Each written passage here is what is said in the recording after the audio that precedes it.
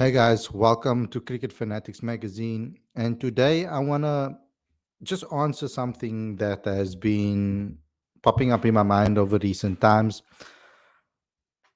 I've taken into consideration everything that Rob Walter has said in his tenure as Proteas coach. And there were a couple of things that I wanted to consider and think about when it comes to his decisions he's made, whether he's lived up to some of the things that he said in the past and delivered on those outcomes or delivered on what he had to say.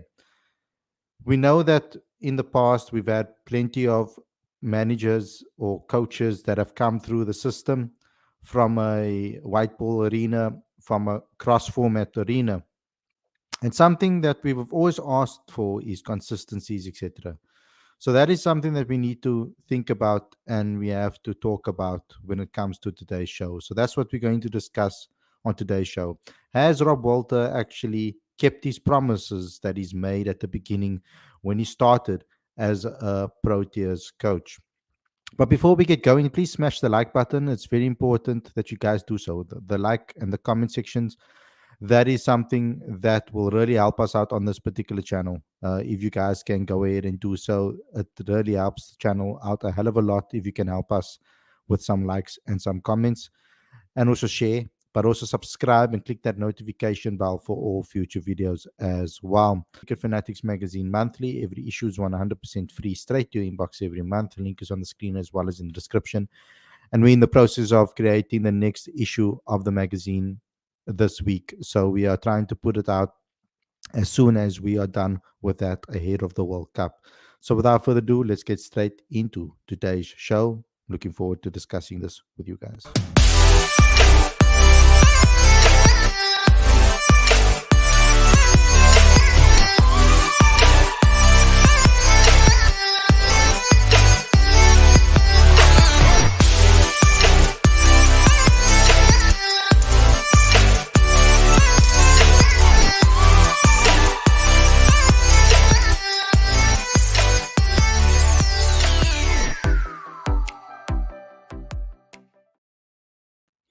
Very good evening and welcome to Cricket Fanatics Magazine. This is your daily SA cricket show. I'm your host, Khalid Moeddin. And this is the show where we talk about all the major talking points in South African cricket. But on today's show, I'm going to be highlighting a couple of things that I want to speak about from a South African point of view, and a couple of things that I feel that were said to us by Rob Walter. There were a couple of things that were said to us as fans at the beginning of his tenure that I want to comment on and talk about on today's show. Aditya says he has to go, so he just asked me a quick question. He says, will Markram play in the T20 series versus West Indies? I highly doubt it, seeing that the Sunrisers Hyderabad are doing very well in the tournament of the IPL. I think only players that won't be involved with the knockouts will be available for the West Indian series if they can get that across. And they'll obviously make another announcement after the current warm-up games that are happening in Pretoria at the moment. Let me just give you an update on the schedule on what's happening this week with regards to the Proteas and their training. They started training yesterday and they had a session under their belt. And what happened is that they were training today as well. And we were given a schedule on games that will take place between the Proteas as well as the SA merging side ahead of that series against the West Indies, which starts on the 23rd of May. So the squad as follows. I've already spoken to you guys about the squad for the West Indies series, but this will change subject to who will make it to the knockout stage and who will be available from the IPL. So we were awaiting those fixtures as the IPL draws. The business end starts and the group stages come to an end. But the emerging team that was selected is very interesting. They have Ethan Bosch, Ukule Kele, Dayan Halim, Jordan Herman, Ruben Herman, Sibanole Makanya, Andile Mokokane, Senaran Mutasame, Andile Samalani, Lutusa Pamela, and Mitchell van Buren. And Quentin Friend has joined as a bowling coach. So a very talented team. I think every single name here actually deserves their space, a place in the side. I feel it's guys that have been selected over here that I feel had a good season, and that takes me straight into the promise that I was speaking about when it comes to Rob Walter. What is that promise? I see Lubabalo asking, what did he promise? Now, it's not as clear cut as that. It's not as straightforward as him saying, I promise to do XYZ. I feel that it was more certain statements that he made that we as fans could have taken as a given and as a promise from the coach. At the beginning of his tenure, we saw a pattern emerge that some fans actually mentioned that they didn't want to see a repeat of what has happened under previous regimes, where the coaching staff plays it safe and goes and selects players that we almost feel they are going to back because of experience. Now, at the beginning of Rob Walter's tenure, Rob made certain selections that were very similar to the selections that were made by previous regimes, particularly Mark Boucher. He kept the team kind of very similar. My interpretation back then of that was that he was still getting familiar with the players. He hadn't been in South African cricket for a very long time. And Rob stated that he was going to be giving players an opportunity at a domestic level.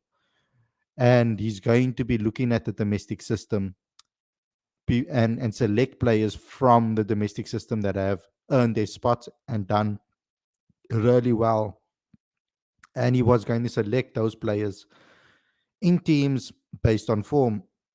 Now, when he took over the job, we were seeing a lot of players put up their hand and performing well. And those players weren't getting selected immediately. We were kind of backing players that were experienced and in that particular period of time. And a lot of fans or some fans were having a little bit of backlash to saying that, you know what, even though Rob said that he's not actually doing what we thought he's going to be doing, and that is obviously select players that we thought maybe are the future of South African cricket. And in fact, in the first two T20 World Cups, he selected quite a safe team. The likes of Riley Rousseau, Quentin de Kock, David Miller, all of those guys were picked. And they were picked not necessarily based on what their form was. It was more on the fact that they were experienced players in the side therefore they were getting selected in the squad because you could feel that the coach kind of trusted them and trusted their records, and based on those records, they were selected. We fast forward to the talk after the last World Cup, heading into this World Cup. Rob Walter made it very clear, and he's told us again that he's going to be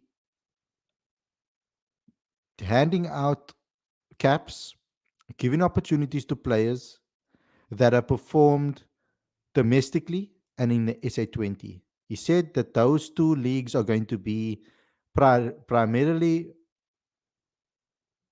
the pool that he's going to pick from based on performances in that particular SA20 tournament as well as the CSA T20 challenge. He delivered on that promise. With the likes of Ryan Rickleton being brought into the squad, with his dropping of Temba Bavuma in from the previous World Cups that he did play in, changing the captain in Aiden Markram, who had two successful campaigns as captain of the SEC, winning both SA20 tournaments, selecting Aiden Markram as captain, giving a guy like Otniel Bartman a chance to be selected in the T20 World Cup squad, as well as Nandre Berger getting his call-ups in white ball and in T20 in white ball cricket, T20 and ODI cricket. Cheryl Coetzee being kind of fast tracked into the national side. Marco Janssen being given more responsibility in those teams. Bjorn Fortuin now getting selected in the World Cup side as well. He's now gone, and Tristan Stubbs getting backed as a young player who is really on the up with regards to his consistency and his performances. So I feel that Rob Walter, based on what he said, for the first time in a long time, I feel what the coach has said to us in press conferences, etc., and in articles, he's delivered and kept those promises, I would say, that he's made about the particular squad and his direction in which he's going when it comes to this particular side. The fact that he's backing a guy like Tristan Stubbs, I think, is a massive plus sign, because he did say that he is going to be giving younger players opportunities that deserve their chances, that have performed and put up their hands. And based on form, those players have been selected. Now, it is really helping his cause when it comes to Tristan Stubbs, because Tristan has really shown that he has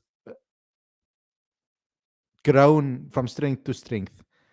Today, again in the IPL for the Delhi Capitals, he scored 57 of 25 balls, three fours and four sixes, the strike record 228. He came to the crease with his team on 111, 158 for four, and he went on to smack them into the 200, over the 200 mark. 208 for four they ended up with. Um,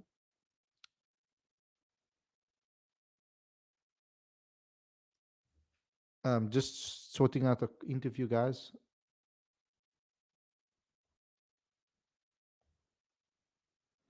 Okay. Yeah. So we're gonna be having Riza Hendricks on the an interview with Riza Hendricks on Thursday, and it will be at 4:30. So guys, please click the subscribe button and click that notification bell as well, so that you get the notification on when we go live with that particular interview. Please go ahead and do so for me right now. But coming back to what I was trying to say, backing Tristan Stubbs has seen him rise and grow and grow, and I think that backing Tristan Stubbs was the correct decision. It was a decision that I feel deserves some praise, although it's pretty obvious that he was good enough to be selected into the side and to be backed. For me, Tristan Stubbs was always ahead of the likes of Jordan Herman and uh, Deval Brevis and all of the names that was being spat out consistently amongst the domestic setup. For me, Tristan Stubbs was the most complete youngster that we have with regards to a 360-degree game. I know a lot of people were talking about 360-degree DB, Deva Brevis being a 360 based on the AB connection. But I've always said that I think Tristan Stubbs' game is a lot more developed, a lot more settled. He's a lot further in his career with regards to his comfortability at the crease and his ability to be able to play more as a less than as an anchor and a power hitter and more as a complete batter. The communication between the coach Rob Walter as well as Shukri Condit with the likes of the Warriors. The Warriors also saw that Coach Robbie, Bakir Abrams, they all saw the value interest in batting high up the order and gave him the opportunity domestically as well to bat higher up and get a bigger opportunity, a better opportunity to showcase his true talent. I feel personally that Tristan Stubbs could be a number 4 for South Africa, um, probably in all formats. Batting higher up, getting more time at the crease suits Tristan a lot more, I feel. And when his teams are in situations where they collapse and there's still a lot of overs on the board, he tends to step up, get himself in, and take his team into strong position or finish the game for them. He's not a player, in my eyes, that comes in to slog. That has never been the case with him, in my eyes. So for this World Cup, I think he's going to play a very important role. And I feel that he can play at that number 4 role for South Africa with Klaasen and Muller right behind him. I think that would also give him a lot of stability. But back to the topic at hand and the promise that I feel that Rob has kept, that's the promise that I'm talking about. It's not necessarily that Rob Walter said the words, I promise to do X, Y, Z, but he indirectly promised us that he would be selecting players in the domestic circuit that have done well and at the SA20 that have done well. And he's going to be um, that is going to be, what's the word I'm looking for now? I'm going to blank. That is going to be rewarding good performances at the domestic level. You can tell now that he's obviously kept his eye on the SA20 with the selections that he's made, as well as the CSA T20 challenge. With the emerging team that was selected as well, you can see a lot of those players that were selected have done well domestically. And he's given opportunities to guys that have put up their hands, not only this season, but last season and maybe even the season before. So now again, we are starting to see players get rewarded for good domestic seasons. So I'm very happy with the direction that South Africa is going. I'm very happy with the decisions that have been made from a Rob Walter perspective. And I feel that he needs to get some credit for actually uh, staying true to his word when it comes to communicating with us as the fans as well as the media. When he said he's going to do something, he's done it. Another thing is that he told us that he's not going to speak to Faf du Plessis, that he's going to speak to Faf du Plessis, and he also explained to us that if the opportunity for to give other players an opportunity rather than going for Faf, he explained that that ship has sailed and he stuck true to it. He didn't go against his word and change and do a 360 like we did with AB de Villiers. AB de Villiers retired and we went back to him, almost begging him to try and play for us again. And then he turned us down. So Rob Walters prevented those things from happening. And he's actually backed the guys that have been here in South Africa playing and doing well. Now, the IPL guys that are playing there too, there are some IPL guys there that aren't playing but were selected in the IPL. And Rob Walter opted not to go for them and still reward players domestically and in SA20 that have done well. An example of that is someone like Donovan Ferreira. Donovan hasn't been in great form. He hasn't found his form this season at all for the Titans yet or for his team in the SA20, and has really struggled this season um, so to find his form. And even though he was picked up in the IPL, he wasn't selected in the squad. So that just shows where Rob's thinking is, and that he is willing to back his decision on what he told us as a media and as a fan base. So very important video. I think I had to tell the story. I had to give my thoughts on this particular matter. So I'm going to end that particular discussion over there. Um,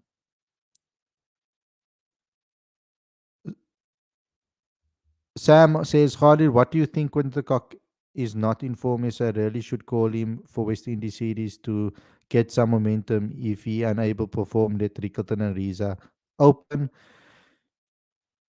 The next thing is to see if Rob's going to pick on form and whether he'll be brave enough to be able to do so. If Ryan Rickleton has a very good West Indies series, does he go with Ryan in the World Cup or does he go with Quinton de Kock if Quinton de Kock doesn't pick up, some pace and momentum with regards to his performances? Um, Quinton hasn't failed again today. In another match, he didn't perform, got 12 in the match. Teams are already struggling to chase in this IPL tournament. Batters that are teams that are batting first are looking like they are the ones that dominated. But regardless of Twente de Cock's form, we could say, with regards to um, consecutive scores, he still has scored three half centuries in this the IPL tournament, but he's gone now 4 innings without a decent score in this IPL now. So he is out of form, and if Lucknow don't make the knockouts, it would be very interesting to see whether they will select someone um, like Quinton de Kock to come out to play. They're currently on 12 points, but there are two other teams also on 12 points, RCB and um, the Delhi Capitals, who they're playing against now. So there is going to be a hunt for that knockout positions between those three teams. But if they lose this game today against LSG, which against DCE, then it looks like it's going to be highly unlikely that Quinny will make the knockout stages, um, given that scenario. But we'll have to wait and see what happens with regards to that. Khalid, training session of the Proteas, we did not receive it. Adidas is by when they can change this provisional squad. The talk from about this particular team, they said that changes can still be made until the. Let me just double check that. I have it on the website. Just give me a second. I did do a story on this. I just can't remember what I wrote in it. It's been a long time now. I think the cutoff is the 19th of May or 18th of May, if I'm not mistaken. Um, Let me just check quickly. And it's going to be based on who is going to be available from this IPL tournament. So in the story that I've read here, I'm sure the provisional squad was assembled. Yes, yeah. The the final squad is set to be announced prior to the Proteas departure on the 18th of May. So before they go to the West Indies, the final um, team will be announced. So we're gonna have to wait and see who performs well in this particular tournament, this IPL tournament, who won't make the knockout stages, and then from there we'll see who will be joining this provisional squad. So I know the SRH guys will most likely not be there.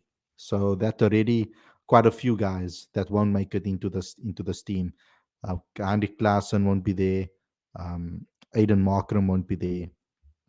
So those type of those guys are obviously not going to be able to um, be a part of this.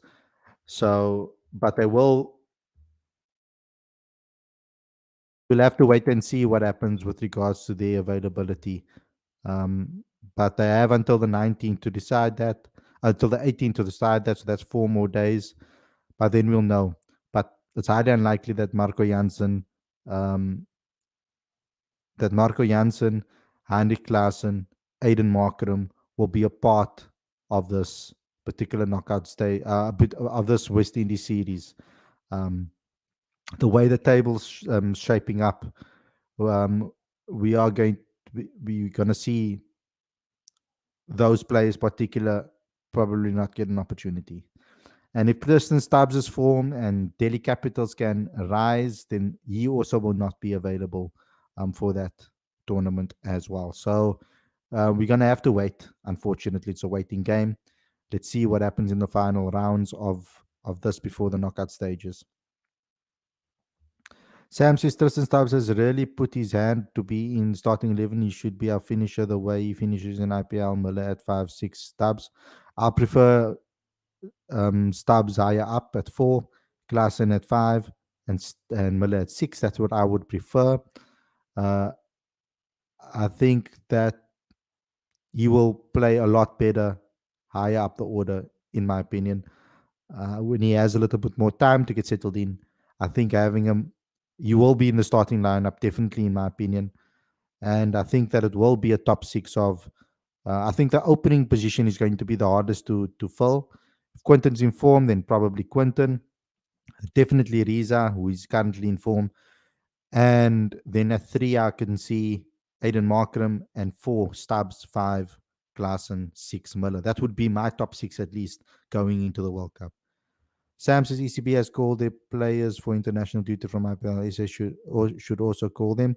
The ECB have a much stronger hold over world cricket than South Africa has. For some reason and somehow, England and Australia have a different type of relationship with the IPL. I feel that they value the those two nations a lot more than they do South Africa. The South Africans, previously, I remember when we tried to pull them out for the SA20 initially, for the first edition. Um, sorry, was it? No, man, it wasn't the SA20. I can't remember for what it was. No, for the was okay for the Proteas team. South Africa tried to pull their players out of the Proteas, out of the IPL for the Proteas games. I think it was ODIs against England, if I'm not mistaken. And they said no. But when Australia and England seem to ask, they say yes. So we can just tell the power of the big three and how influential those three teams are, or those two teams, Australia and England, are when it comes to the IPL. That's where the Proteas batters struggled. Never seen the Proteas batters that they single-handedly won matches while chasing. Yeah, that's a problem. But I feel that someone like David Miller has done that so many times successfully, I feel, for South Africa. He's gotten South Africa either into winning positions or he's won games for South Africa in overseas tours. I think that he will be able to handle that pressure a lot better than someone, a youngster like Tristan Stubbs. That's why I'd prefer to see Um, I would prefer to see South Africa um, choose and pick Stubbs higher up the order. Abhishek says test against Bangladesh you were referring to, I guess. Um, I don't think it was a test against Bangladesh. I can't remember which games it was, but it was, I'm pretty sure it was 50 over games, or I'm pretty sure it was 50 over games. And then we ended up playing a very young, inexperienced team. I think that's when around about the time when Calverain and them got their debuts, if I'm not mistaken. I really can't remember, to be honest with you. Um, but there was a period where Enoch, I think, wrote a letter to them to ask to pull them from the team, from the IPL, and then they ended up having to play the matches anyway, um, and they needed to stay in the IPL. Um, and the SA20, funny enough, pulled a similar stunt um, with um, pulled a similar stunt with the South African national side, and they didn't get an opportunity to play. So yeah, okay, it might not have been when Kyle got his debut. I can't remember exactly, guys. Sorry for not remembering, but um, it was a very long time ago. Khalid, do you ask Jimmy to come on the show? He is currently busy. Um, so no. I recall Dean Alga asking for the players to make a choice, and all of them stayed in India. Yeah, you might be right, bro. You might be right. I can't remember. It was a very long time ago, so you might be right with regards to that. Um, I can't remember everything, but yeah, I remember that they tried to put in a request and it was turned down. But I think it happened on more than one occasion. To be honest with you and to be frank with you. But yeah, okay, guys, that's the show today. I thought I would bring you guys an interesting topic. Don't forget that on Thursday we will be doing an interview with Riza Hendricks. It will be at 4:30 so far, as it stands, um, and we will we will put on your notifications, etc., with regards to that. Um, Lawrence asking, have you seen the Rickleton interview? I have not. Is it on YouTube? Um,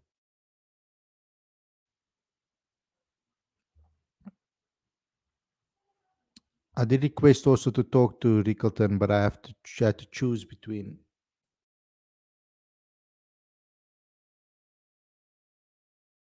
I have to choose between Rickleton or Riza, and I've gone to Riza because he's definitely going to start in the World Cup. So I thought that with regards to World Cup selection, it would be a very interesting interview to chat to um, Riza. Um,